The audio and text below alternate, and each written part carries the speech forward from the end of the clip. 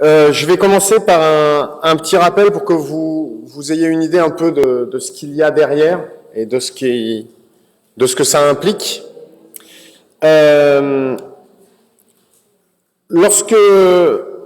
Lorsqu'on travaille sur les règles qualité, en fait, on a une structure de fiche qui est universelle, qui est une fiche par bonne pratique. On a systématiquement cette fiche. Je vais vous laisser vous installer.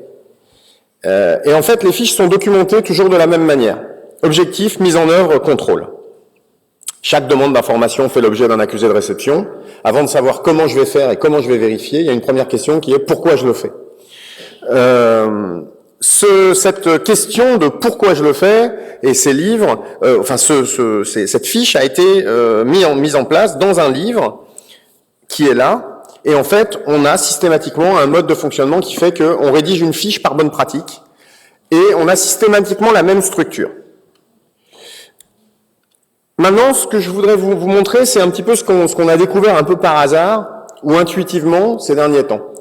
Et c'est ça qui va fonder le certificat OPQuest.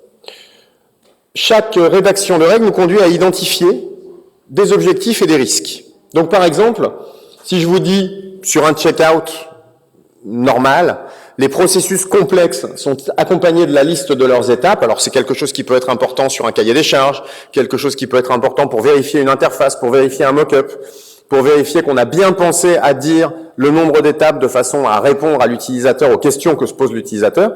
Et là, on a un objectif que j'ai récupéré du livre. Les deux objectifs, c'est donner de la visibilité à l'utilisateur sur les actions qu'il va réaliser et éviter que l'utilisateur ne se sente piégé dans un processus. Donc ça, ce process consiste à dire quels sont les objectifs de la règle. Et en fait, quand on regarde ce qui se passe derrière, ça correspond à des risques, systématiquement. Donc par exemple, pourquoi donner de la visibilité à l'utilisateur sur les actions qu'il va réaliser? Parce que si je ne fais pas ça, j'ai un risque d'abandon et donc j'ai une perte dans mon tunnel de conversion. Éviter que l'utilisateur ne se sente piégé dans un processus, c'est préserver la confiance, préserver l'image, éviter le cas que vous connaissez tous, qui est je pars sur une étude statistique, par exemple, un formulaire où on me demande un truc, vous n'en avez que pour quelques secondes pour répondre à notre formulaire de satisfaction. Et là, vous arrivez, et puis vous répondez à une première étape, et on vous dit passez à l'étape 2. Et là, vous vous rendez compte que passer à l'étape 3 ou à l'étape 4, vous savez toujours pas ce qui se passe. Donc là, vous avez un risque de perte de confiance et c'est des gens qui, quelquefois, ne reviendront pas. Je fais l'exercice sur un deuxième élément. Le serveur transmet des contenus compressés aux clients qui les acceptent. La règle technique, à la limite, peu importe. Ce qui nous intéresse, c'est savoir pourquoi il faut le faire. Pour améliorer la vitesse de rendu de la page, pour diminuer les coûts de bande passante. Et ces objectifs, ces deux objectifs-là, vont nous donner, là aussi, des infos sur les risques. Ces risques, c'est d'abord pourquoi améliorer la vitesse de rendu de la page? Parce qu'on sait que des utilisateurs vont abandonner les choses en cours de route. Donc là, on a un vrai risque de perte en cours d'abandon de l'utilisateur. Et puis diminuer les coûts de bande passante, là, c'est le retour sur investissement du site, c'est ce que le site me coûte. Alors, le fait de pouvoir identifier ces objectifs et ces risques, c'est des éléments très importants en contexte professionnel. Ça va éviter notamment tous les gens qui font des choses mais ils savent pas ce qu'ils font, ils sont pas sûrs, ils font des trucs mais ils savent pas pourquoi. Et puis il y a une troisième dimension par rapport à cette notion d'objectif et de risque, il y a une troisième chose qui est le vocabulaire. Je prends juste une règle qui dit que le serveur transmet des contenus compressés aux clients qui les acceptent. Si jamais je regarde les termes qu'on est censé connaître, à la fois en connaissant la règle, la bonne pratique et les objectifs associés, on a quand même à savoir ce que c'est qu'un serveur, on a à savoir ce que c'est que des contenus compressés, on a à savoir ce que c'est que des clients web, sur le web, on a à savoir ce que c'est que l'acceptation de ces contenus, on a à savoir ce que c'est qu'une vitesse de rendu, et on a à savoir ce que c'est qu'une bande passante. Alors c'est pas illimité, on n'est pas en train de parler de centaines de milliers de mots, puisqu'il y a des mots qu'on retrouve. La notion de serveur, c'est quelque chose que vous allez retrouver relativement souvent. Donc là, on a le vocabulaire, et en fait, j'adore ce chien, on va partir du principe, et j'espère que vous serez d'accord avec moi, qu'un professionnel, pour en être sûr, pensez à votre plombier, le peintre en bâtiment, votre électricien, une personne qui va travailler pour vous. Vous n'avez pas seulement besoin qu'il ait du talent. Un électricien, d'ailleurs, c'est pas forcément le talent que vous allez chercher le premier. Ce que vous allez chercher chez un électricien, c'est la connaissance des risques. Parce que vous n'avez pas envie de vous faire électrocuter avec son installation. Vous voulez simplement que le truc fasse ce qu'il est censé faire. Et après, peut-être qu'on va pouvoir faire bien. Donc en fait, on a eu beaucoup, tout au long de ces années, dans le domaine de l'accessibilité, dans le domaine de la qualité, une approche qui est centrée sur la notion de conformité. Est-ce que mon site est conforme à une liste de règles ou pas? Et en fait, on est en train de se retourner en se disant, et finalement, est-ce que le plus important, ça serait pas qu'on ait des professionnels qui soient conscients des risques associés à chaque bonne pratique et qui soient capables de dire, oui, là, je vais pas faire je ne vais pas respecter cette bonne pratique parce que je sais les conséquences de ce que je vais faire et je les accepte et je suis capable de les assumer. Je suis capable de dire, voilà, non, là, je suis électricien, alors j'ai décidé de pas passer comme je devrais passer, mais je sais que dans ce contexte-là, ça ne posera pas de problème. C'est ça que vous attendez des professionnels du web. Et ça, c'est vraiment la confiance. C'est vraiment la confiance que vous allez pouvoir accorder à vos collègues. C'est les collègues à qui vous allez dire tu t'occupes de ça, et le type, quand il va configurer le serveur pour vérifier que le truc accepte, qu'il envoie les clients, qu'il envoie les contenus de manière compressée, la personne comprend ce qu'elle fait. Elle sait ce qui se passe côté utilisateur. Elle sait ce qui se passe si elle le fait pas. Et si elle prend la décision, elle tranche en connaissance de cause. Vous avez confiance, c'est bien. Et on est dans une approche qui est presque à l'envers de la conformité, puisque là, on se dit, je vais faire confiance. J'ai des professionnels qui savent ce qu'ils font. Donc on en est là. Et alors je voudrais vous préoccuper, je voudrais vous sensibiliser à cette notion de risque des autres. Vous êtes graphiste, vraiment graphiste. Lorsque vous produisez un design, vous allez avoir ce que vous allez faire a un effet sur ce que vont devoir faire les intégrateurs. Ça, c'est un exemple évident. Mais ça va aussi avoir un impact sur les gens qui vont produire des contenus. Ça va également... donc en fait, et les gens qui vont venir vous voir, qui ont des problèmes techniques, vont vous dire, ça serait bien que tu fasses attention à ça. Ils ont des risques qui leur appartiennent. Vous ne pouvez pas vous contenter sur le web de ne connaître que vos risques à vous. Sinon, vous arrivez, il y a les gens du marketing qui me demandent de faire ça. D'accord, ils ont leurs contraintes à eux. Et vous avez les vôtres. Et ça provoque des frottements. Ça circule pas, ça marche pas. Donc vous avez besoin de connaître les risques des autres. Vous n'avez pas besoin de connaître le savoir-faire des autres. Moi, si jamais je suis graphiste, je n'ai pas besoin de savoir comment on fait une intégration. J'ai besoin de savoir pourquoi est-ce qu'il existe des bonnes pratiques intégration, quel est le vocabulaire de l'intégration, quels sont les risques associés à la phase intégration. Et donc, d'un point de vue théorique, ce qui nous intéresse, c'est la maîtrise des risques des autres. Et c'est une approche qui est centrée sur l'empathie, en fait. C'est une approche où, en fait, vous allez anticiper les problèmes des autres. Alors, c'est le truc où, en fait, vous subissez pas vos collègues. Vous subissez pas les phases de vos collègues. Vous avez anticipé ce qui va se passer dans tout le process. Et même si c'est pas votre métier, au Québec, je prenais l'exemple des plombiers qui interviennent, ils ont à se préoccuper de ce qui se passe en électricité. Sinon, ils font n'importe quoi. Et d'ailleurs, souvent, ils font n'importe quoi. En pratique, sur les chantiers, c'est entre l'ordre d'intervention et les malfaçons qui sont liées à des ordres de... Vous savez, les sanitaires qui ont été posés avant le lino, toutes ces choses-là, les peintures qui sont pas faites au bon moment, etc. Tout ça, c'est lié aussi à du manque d'empathie et de culture générale, globale, du web.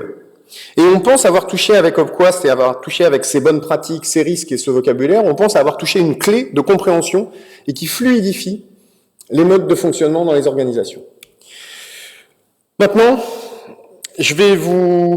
ça va lancer aussi un peu le débat qu'il y aura après sur la notion de valoriser les prestations web. Je vous montre deux maisons. On va supposer qu'elles sont à peu près dans la même ville et la même région, séparées de quelques mètres. Vous allez rapidement me dire qu'a priori, la maison B est plus chère en fabrication.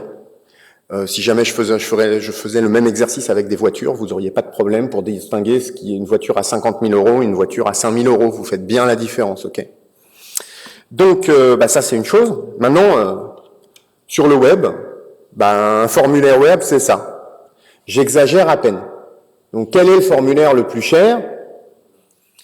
Non, le B. Mais en fait, c'est évidemment visuellement c'est les mêmes. J'aurais pu, en fait, j'ai un peu triché parce que il y aurait des petits signes sur le B qui nous montreraient des petites différences. Et en fait, sur le formulaire A, quand on clique sur envoyer, ça envoie le formulaire. Ça c'est le client. Ça c'est l'acheteur.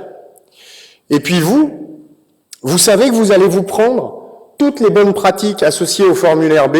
C'est-à-dire qu'effectivement, à un moment ou l'autre, quand ça sera en prod, le client va venir vous voir. Mais en fait, j'aurais bien aimé qu'à chaque fois qu'on m'envoie un formulaire, je reçoive un mail ou telle personne reçoive un mail. Je souhaiterais il y a des gens qui nous disent qu'on mentionne pas la saisie obligatoire. L'étiquette de chaque champ de formulaire indique le cas échéant quel format de saisie. Pour, par exemple, un numéro de téléphone ou des choses comme ça. Le fait que ça soit visuellement, les étiquettes soient visuellement rattachées au champ, etc. Et je n'en ai choisi que quelques-unes parce qu'on en a plein d'autres. Donc, autrement dit, le coût de la qualité sur le web est très très souvent invisible. Et là, on a un gros problème puisqu'on a des clients qui actuellement sont plutôt et très souvent, vous avez une entité marketing. Nous, quand on va les voir en ce moment, elles nous disent quelquefois, non mais c'est bon quoi, nous c'est de la technique, on s'occupe pas de ces histoires-là, nous c'est pas nos affaires, ensuite ils se débrouillent. Oui mais ils veulent payer le formulaire A, et ils voudraient le formulaire B quand même, parce que tôt ou tard, les problèmes de qualité. Alors ça explique pour les agences toutes vos fins de projet. Vous avez vos fins de projet là. Pas que, vous avez un bout non négligeable de vos fins de projet. Probablement. Vous n'avez pas toutes vos fins de projet parce qu'il y a aussi tout ce que le client vous aura pas dit sur ce qu'il voulait en fait vraiment, puis qu'en fait c'était pas exactement ça, puis en fait finalement ça marche pas, mais on pensait que ça marchait. Je suis le premier à le faire, donc voilà.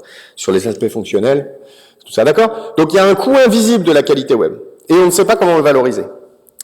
J'enlève le thermomètre, ça va pas. Quel degré de maîtrise des bonnes pratiques, du vocabulaire et des risques? C'est la question qu'on a posée cette année. On se dit voilà, effectivement, vous êtes bon comment? Je crois que c'est la première conversation qu'on a eue, Christophe, cette année. Il m'a dit, moi c'est bon, je suis bon, et je t'ai dit, t'es bon comment? Maintenant, tu sais comment t'es bon, et t'es bon. T'es bon bien. Voilà. Et puis c'est une vraie demande. Mais le résultat fait un peu peur. Vous savez, par exemple, je pense que Franck, là, qui démarche un certain nombre de directions digitales, j'ai retiré le thermomètre, mais l'histoire de la fièvre, c'est important. C'est-à-dire que tant qu'on n'a pas fait une mesure objective, on n'a pas vraiment de problème. Quand il n'y a pas de thermomètre, il n'y a pas de fièvre. Donc ils veulent avoir en ce moment, les clients veulent avoir de la culture digitale, voilà, on voudrait avancer. Non, je suis sur un terrain entre le digital et les thermomètres, je suis en train de prendre un maximum de risques. Non, vous ne tweetez pas. Donc les clients ont besoin de savoir où ils en sont et en même temps ils ont peur de savoir un peu où ils en sont. C'est un peu risqué parce que sur un test comme ça va aussi être se rendre compte que peut-être on a une très très mauvaise connaissance des bonnes pratiques du web et une très très mauvaise connaissance des contextes utilisateurs. Parce qu'on parle des contextes utilisateurs. N'oubliez pas que pour chaque règle, on a un contexte utilisateur. C'est vraiment très important. Donc ce thermomètre l'a fait un peu peur, cette mesure. Peut-être que la fièvre est plus importante. Et moi je pars du principe que dans la transformation numérique, il faut avoir, c'est un pilier de la transformation numérique. Alors ça, on va voir ce qui se passe dans les prochains mois. Opquast Certify, donc c'est cette mesure-là, c'est un test en ligne sur le principe du TOEIC. Ça dure 1h30, il y a 125 questions, et ça donne un score entre 0 et 1000 points. Et la cible, c'est tous les professionnels du web, vraiment. C'est-à-dire tous les gens qui sont amenés à faire du web. Alors ça comprend plein de monde. Je vous montrerai les cibles après. On a été amené à fixer des badges inférieurs à 500, que je n'ai pas mis là puisqu'il n'y a pas de badge. Ce sont des gens qui en ont entendu parler, grosso modo. Au-dessus de 500, connaissances basiques des bonnes pratiques qualité et possibilité d'y faire référence. Ce sont des connaissances élémentaires, des processus et du vocabulaire du projet web. Et puis ça va aller jusqu'au niveau supérieur à 900, son niveau d'expertise, avec une maîtrise complète des bonnes pratiques, du vocabulaire associé. Grosso modo, les gens qui sont au-dessus de 900 ils sont pas loin d'être incollables sur ces notions et ils arrivent à détecter facilement des bonnes pratiques. Et c'est souvent sur ces supérieurs à 900, voire supérieurs à 800, qu'on va commencer à trouver des gens qui peuvent faire de la formation sur ces aspects-là. C'est aussi un des enjeux, c'est-à-dire que ça se diffuse. Dans notre mode de déploiement, on se rend compte qu'il y a une grosse appétence de ça, de la part des intégrateurs et développeurs, de la part des gens qui sont de la branche technique. Alors pourquoi ça? C'est parce qu'il y a un vrai besoin de reconnaissance.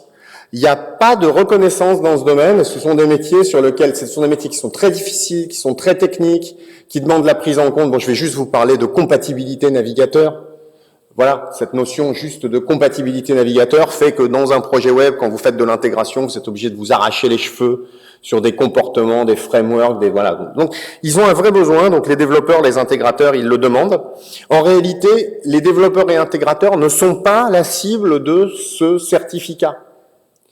Ils sont très au-dessus, ces gens-là. Ils ont déjà le talent, ils ont déjà les choses. Alors, ça les aide à savoir qu'ils sont pas complètement à l'ouest. Ça les aide à faire reconnaître d'une manière ou d'une autre, celle-ci en est une qui est plutôt sympa, ça les aide à reconnaître un niveau qui est relativement élevé. Ce qui va nous intéresser particulièrement, c'est les gens qui, justement, n'ont pas une connaissance suffisante, à notre sens, des bonnes pratiques du web et des risques associés. C'est typiquement le directeur artistique qui va débarquer avec dire, écoute, je nous ai fait une interface et le principe de base, c'est de l'immersion, quoi. Donc, regarde. Les gens vont rentrer dedans, ça va être fabuleux. Et nous, derrière, on a dit, OK, pour faire ça bien, sur un média comme le web, il faut maîtriser les contraintes de base du média. Parce que sinon, on se retrouve avec des équipes d'intégrateurs, voire des gens du marketing, voire des gens au commercial, voire des gens à la facturation qui hurlent. Parce que ce qui a été vendu au niveau artistique est infaisable au niveau numérique, ou pire, ça n'a pas de succès parce qu'on n'a pas prévu les cas où ça marchait pas. On n'a pas prévu les cas où il y allait avoir un utilisateur en bas débit. On n'a pas prévu les cas où les utilisateurs allaient être un peu moins doués. On n'a pas prévu la navigation au clavier. On n'a pas prévu la navigation. On a mis des survols partout alors qu'il y a une très forte utilisation avec des tablettes. Donc voilà, on va s'intéresser beaucoup, mais alors évidemment c'est en train de descendre, on va s'intéresser beaucoup notamment les commerciaux, les gens qui vendent du web et qui vont arriver et vendre, écoute, j'ai vendu un site 25 jours et vous en passez 50. Et j'ai vu pire, je vous promets que j'ai vu pire sur les agences web. J'ai vu des projets qui ont failli mettre à genoux des agences. Un projet sympa, vendu, sympa. Les boss d'agence aussi. Les managers, on commence à avoir des managers qui s'y intéressent. On a besoin que les managers comprennent les contextes utilisateurs. On va s'intéresser au directeur artistique, on va s'intéresser au marketing. Les admin systèmes, c'est un peu particulier parce qu'ils sont un peu dans leur coin. C'est un peu une bête bizarre, mais pourquoi pas. On est vraiment à la limite. Mais alors tous les autres, et puis alors évidemment, c'est le truc du chef de projet.